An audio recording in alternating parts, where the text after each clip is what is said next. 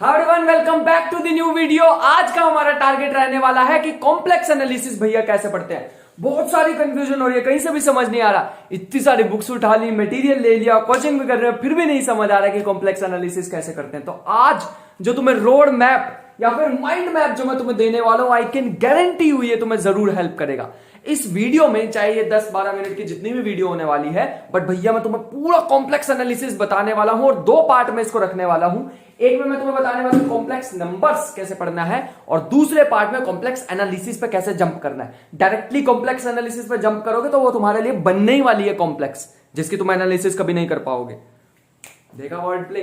तो ऐसी कॉम्प्लेक्स नहीं बनानी जिसकी हम एनालिसिस ना कर पाए, हमें बनानी कॉम्प्लेक्स एनालिसिस बिल्कुल सिंपल। तो भैया हमें स्टार्ट कहां से करना पड़ेगा? अपनी 11वीं क्लास से, अपनी 11th क्लास से, वहां से स्टार्ट करना पड़ेगा। तो वहीं से हम स्टार्ट करने वाले हैं। उससे पहले you know my name is Rajan Chopra.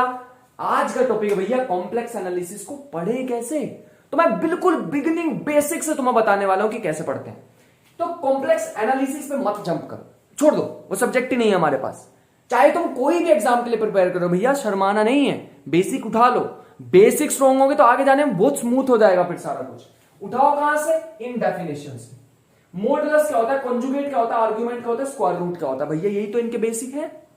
Complex analysis में यही तो चार चीजें चलती हैं: modulus, conjugate, argument, square root. अभी मैं तुम्हें कह दूं कि भैया ये हमारे पास नंबर है, बताना इसका आर्ग्यूमेंट क्या होगा, बताओ। तो पहले तुम्हें देखना होगा कि क्वाड्रेंट में लाई करता है। भैया ये सारी चीजें बेसिक में तो आएंगी, एडवांस में चले जाओगे कॉम्प्लेक्स इंटीग्रेशन में, अगर तुम्हें यही नहीं पता कि आर्ग्यूमेंट कैसे निकालते हैं तो भैया फिर तो दिक्कत हो जाएगी ना हमारे लिए। जैसे फॉर एग्जांपल अभी मैं तुम्हें एक वीडियो शो कर रहा हूं, यहां पर थंबनेल शो हो जाएगा उसका। इस वीडियो में मैंने बिल्कुल बेसिक बता रहा है सेट क्या होता है, रिलेशन क्या होता है, फंक्शन क्या होता है, ग्रुप क्या होता है, वेक्टर स्पेसिस क्या होते हैं। सारी चीजें बिल्कुल बेस से बता रहा कि 11th क्लास से स्टार्ट करा के तुम्हें कॉलेज लेवल तक लेके आया हूं। तो इसमें शर्माने वाली कोई चीज ही नहीं भैया। बेसिक ही तो स्ट्रॉन्ग करना है ना, तो भैया बेस से चलोगे तब मजा आएगा तुम्हें। और आज एक ही बुक बताने वाला हूं, सिंगल बुक, बस सिंगल बुक बताने वाला हूं आज तुम्हें। और तुम्हें पता है हमेशा मेरा यही टारगेट रहता है, एक ऐसी R&D अपनी करके, रिसर्च पूरी करके मैं लेके आता हूं सिंगल बुक, जो कि सिंगल बुक में तुम्हें सारा कुछ मिल जाने वाला है। और आज जो बुक बताने वाला हूं, मजा आ जाएगा सुन के उसका नाम और वो बुक का कंटेंट बहुत ज्यादा, बहुत अच्छा, बहुत अच्छा। तो सबसे पहली चीज इन चारों को स्ट्रॉन्ग कर लेना। उसके बाद हमारे पास आता है 3 फॉर्म्स ऑफ कॉम्प्लेक्स नंबर। तुम्हें पता होगा एक कार्टेशियन फॉर्म होती है z is equal to x plus iota y, दूसरी होती है पोलर फॉर्म r और थीटा वाली, तीसरी होती है ऑयलर फॉर्म। ऑयलर फॉर्म भी मेरे ख्याल से तुमने ऐसी सुनी ही होगी, है ना, वो वाली फॉर्म होती है। तो 3 फॉर्म्स ऑफ कॉम्प्लेक्स नंबर हमारे पास यूजफुल होने वाले हैं। जो इसमें पोलर फॉर्म होगी उसी से रिलेटेड हमारे पास एक चीज आती है, डी मॉर्विस थ्योरम। पता ही होगा तुम्हें, बेसिक तुमने किया होगा 11th-12th में। डी मॉर्विस थ्योरम से फिर हम एप्लीकेशन होती है इसकी, डी मॉर्विस से हम यूज करके निकालते हैं nth root of unity. nth root of unity में बहुत ज्यादा फेमस एक चीज है जिसको कहते हैं क्यूब रूट ऑफ यूनिटी। मेरे ख्याल से तुमने सुना होगा ओमेगा, ओमेगा स्क्वायर 1, ऐसी चीजें सुनी है ना पक्का। यही तो बेस है, यही तो बेस है। तो पहले इन चीजों को कर लेंगे, ठीक है।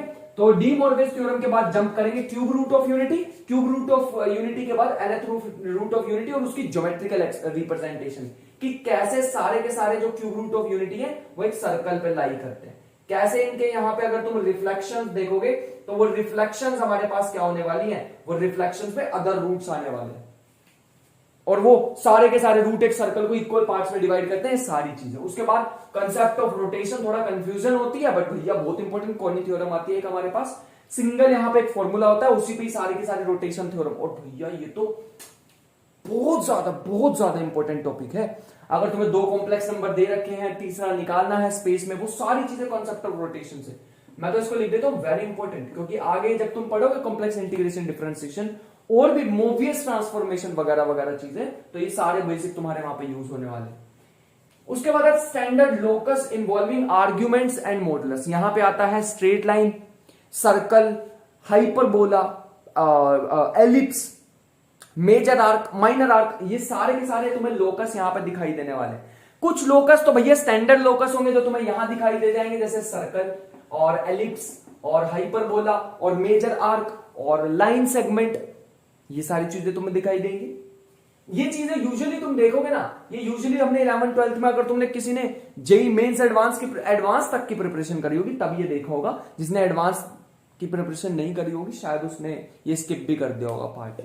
उसके बाद अगर चलें तो अंडरस्टैंडिंग इक्वेशंस, कुछ चीजें हैं जो यहाँ पे मिलती हैं, कुछ चीजें यहाँ नहीं मिलती हैं। जैसे तुमने तो यहाँ पे स्टैंडर्ड इक्वेशंस पढ़ी होंगे ना, दिखाएंगे सारी, कुछ कराऊंगा मैं पूरा सिलेबस, परेशान क्यों हो रहे हो, पूरा सिलेबस कराएंगे, इतना नहीं छोड़ेंगे, किसी भी इंस्टीट्यूट से मैच कर लेना चाहे तो छोड़ेंगे नहीं कुछ भी।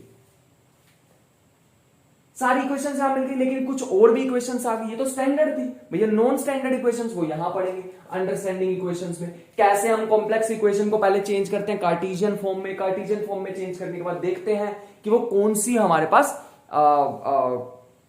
इक्वेशन को रिप्रेजेंट कर रहा है। कार्टेशियन में हमने पढ़ा स्ट्रेट लाइन की इक्वेशन कैसी होती है वगैरह वगैरह। फिर हमारे पास कॉम्प्लेक्स में स्ट्रेट लाइन की और सर्कल की इक्वेशन पढ़ेंगे कि क्या होता है।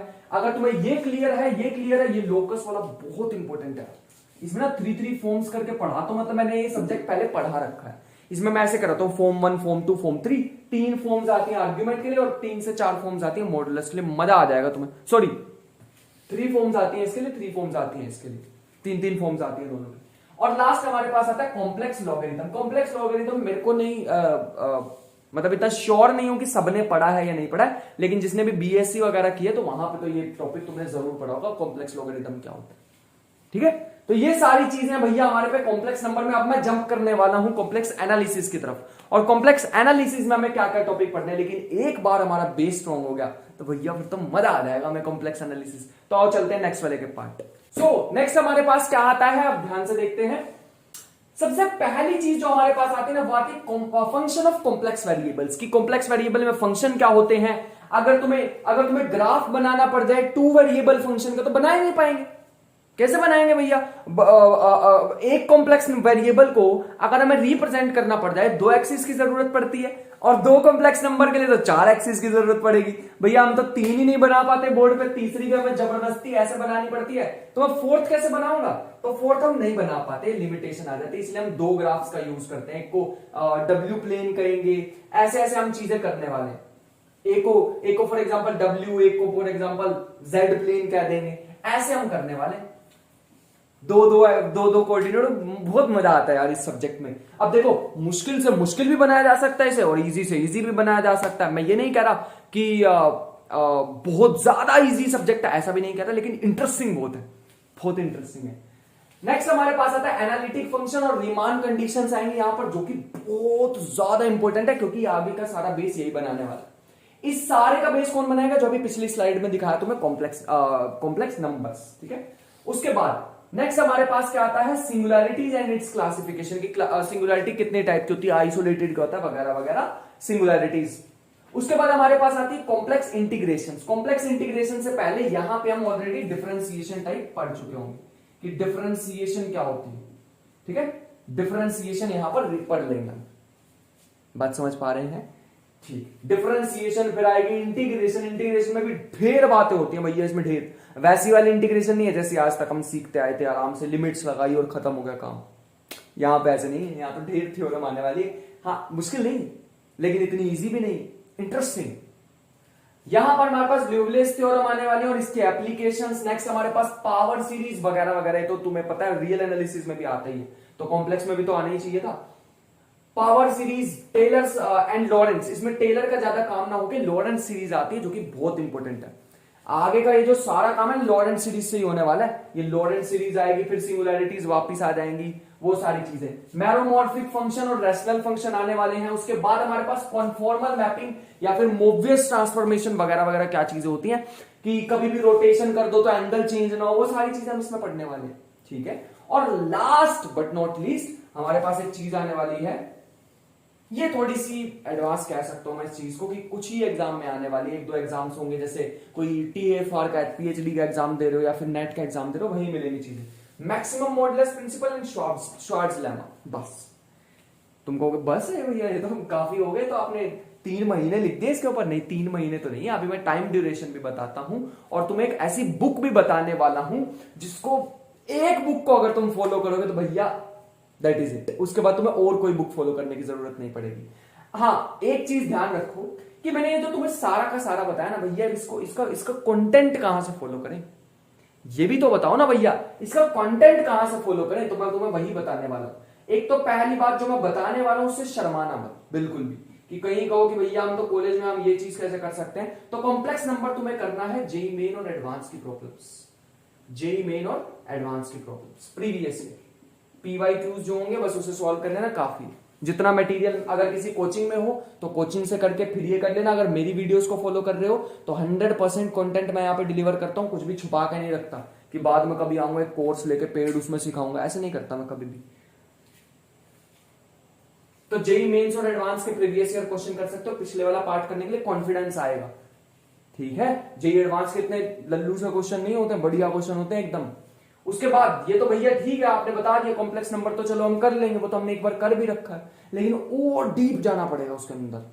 ठीक है, उसके बाद दूसरी चीज हमारे पास आएगी कॉम्प्लेक्स एनालिसिस। अब कॉम्प्लेक्स एनालिसिस भैया ये तो बताओ कि कितने टाइम में करें, तो इसको तुम्हें लगने चाहिए 10 से 12 दिन। मैं मान के चल रहा हूं इसको 10 से 12 दिन दो, बढ़िया से एकदम बेस बन जाएगा। 10 से 12 की जगह मुझे कहना चाहिए यहां पे तुम्हें 10 से 12 नहीं यार, इसको ज्यादा हो जाएगा 10 से 12, 8 से 10 दिन दे सकते हो, क्योंकि एक बार बेस स्ट्रॉन्ग होगा फिर आगे जाने में कोई दिक्कत नहीं होती है। बाकी का जो सब्जेक्ट है मैं तुम्हें कहना चाहूंगा कि इसको 30 दिन तो दो, 30 डेज तो दो इसे, क्योंकि सब्जेक्ट है डीप जाना पड़ेगा। और 30 डेज में मैं मिनिमम 30 डेज कह रहा हूं, तुम 30 से 35 भी मान के चलना, इतने दिन तो हमारे लग जाते हैं। और जो कि ठीक है, पूरी बुक खत्म करनी है यार तुम्हें 30 से 35 दिन में, और सिर्फ रीड नहीं करनी है तुम्हें, उसको न्यूमेरिकल्स भी करने, सारी चीजें करनी 30 से 35 दिन, और 8 से 10 दिन ये लगा दो तो 40 से 45 दिन में अपना सारा काम हो जाना चाहिए। थोड़ा बड़ा सब्जेक्ट है। उसके बाद तुम्हें बुक कौन सी लेनी है वो भी मैं एक बता देता हूं। बुक लेनी है तुम्हें फाउंडेशन ऑफ कॉम्प्लेक्स एनालिसिस, बस एक बुक को फॉलो कर लेना, foundation of complex analysis, complex analysis एक बुक तुम्हें लेनी है बस, ये वाली बाय पोनुसेन। बस भैया इसकी प्रोनाउंसिएशन अगर मैं सही ना बोल रहा हूं बुक के ऑथर की, तो तुम भी तो पहली बार सुन रहे हो, तुम भी तो पहली बार सुन रहे हो क्या? यही बुक के नाम आज तक सुना है तुमने? कुछ नहीं पता तुम्हें स्टीफन हॉकिंग वगैरह? तो ये पोनुसेमी जो है ये ऑथर इसके, तो फाउंडेशन ऑफ कॉम्प्लेक्स एनालिसिस एक बुक परचेज कर लेना, उसके अलावा कोई बुक परचेज करने की जरूरत नहीं है। हाँ, अगर इसमें बेसिक के क्वेश्चन अच्छे ज्यादा ना मिले तो मैंने तुम्हें रिसोर्स बता दिया है, जेईई मेन एडवांस की प्रॉब्लम्स, पहले इसको खत्म कर लेना। जिस भी ईयर में तुम प्रिपरेशन कर रहे हो या मेरा लेक्चर देख रहे हो, इसको खत्म करने के बाद कॉम्प्लेक्स एनालिसिस पे जाना, वरना फंस जाओगे। वरना इस 30 से 35 दिन को ना खुद से ही तुम 50 से 55 दिन कर लोगे, फिर मुझे मत कहना कि मैंने स्टार्टिंग में भैया तुम्हें बताया नहीं। तो पहले इसको कर लेना, फिर इसको इस पे आने तक ये वाली बुक परचेज कर लेना। ये बुक जैसे ही परचेज कर लोगे तो खुद ही कॉन्फिडेंस आ जाएगा कि भैया अब मैं बुक कर लूंगा, लेक्चर में समझ आ रही होंगी तुम्हें सारी चीजें, प्लस में रेफरेंस के लिए एक्स्ट्रा प्रॉब्लम्स तो तुम्हें भैया यहां से एक बार करनी ही पड़ेंगी, क्योंकि सिर्फ वीडियो लेक्चर देखने से कुछ नहीं होगा, सिर्फ जो मैं कराऊंगा उससे कुछ नहीं होगा। ये नहीं कि 10 क्वेश्चन मैंने करवाए वही अपनी नोटबुक में लिखे वही रिवाइज किए और खत्म, कुछ नहीं होने वाला उससे कोई एग्जाम क्लियर नहीं होता। खुद से एफर्ट मारने पड़ेंगे, बुक को रीड करना, बुक की थ्योरी मत रीड करना, लेकिन बुक के प्रॉब्लम्स जरूर कर लेना। सो ये सारी पिक्चर थी, अब मैं एक बार साइड हो जाता हूं ताकि तुम स्क्रीनशॉट ले लो। ठीक, तो भैया हमने स्क्रीनशॉट भी ले लिया होगा। आई होप कि आज की वीडियो इन्फॉर्मेटिव लगी होगी। इन्फॉर्मेटिव लगी है तो कोई भी सजेशन हो या कुछ भी हो तो कमेंट बॉक्स तुम्हारे लिए भर दो एकदम कमेंट बॉक्स को।